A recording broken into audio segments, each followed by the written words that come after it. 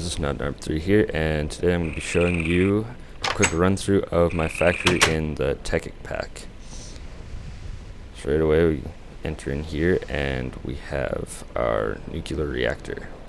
It's a Mark 1 and it's completely stable using outside cooling, so it's the Mark 1-0 or whatever. And in here, surrounded by the reinforced stone, we've got our reactor as well as a control panel. Alright, so I'll open the reactor door here and take a look. And inside the reactor here we've got a custom setup that I designed myself, although I'm sure somebody else has probably designed this beforehand. But yeah, it works pretty good. 6 reactor chambers, along with, as you can see all the wiring in here. I've got a thermal monitor set up so it won't ever overheat and explode, as well as there's an auto shut off in there. And there's also water cooling that comes down from above, keeps things a little bit cooler. And yeah, once it overheats, it will shut off the reactor and signal for this alarm, which I did not know you could change the sound range. Anyways, and obviously the main power switch. Come back behind here, and this is all the electronics for it. So we've got the auto shut off, which is also, I'll touch on that a bit later once I go to the power storage room. But that also turns it off. And then this wireless redstone goes to up here. As soon as I can get around there, goes up here to the piston, of course. And then back on this side, got the output for the reactor, all encased in stone, and then the different power level monitors, which will go under here, down through the underground tunnel to the basement of the power storage room.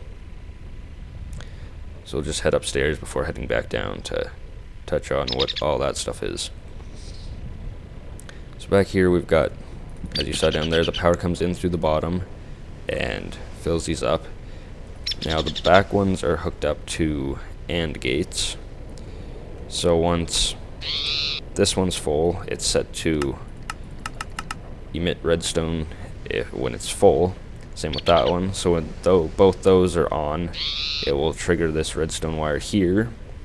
And that's just the same for all the different voltages. So the red one here corresponds to what will be turned into what is high voltage power. Medium will be turned into medium voltage, and the yellow will be turned into low voltage over in the other transformer room.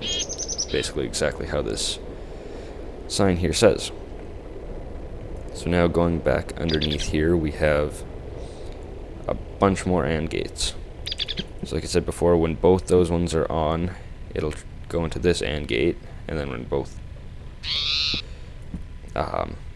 those are on, it triggers this one, which goes ahead and signals the red storage, which corresponds to the red light on that, into another AND gate. Essentially this is all a whole bunch of the same thing going over and over again. So once all those are full and triggered, it will trigger the power gauge back here to be full, as well as shutting off the reactor. And all this stuff was made vanilla, so, well, not vanilla because it's modded, but none of it was spawned in.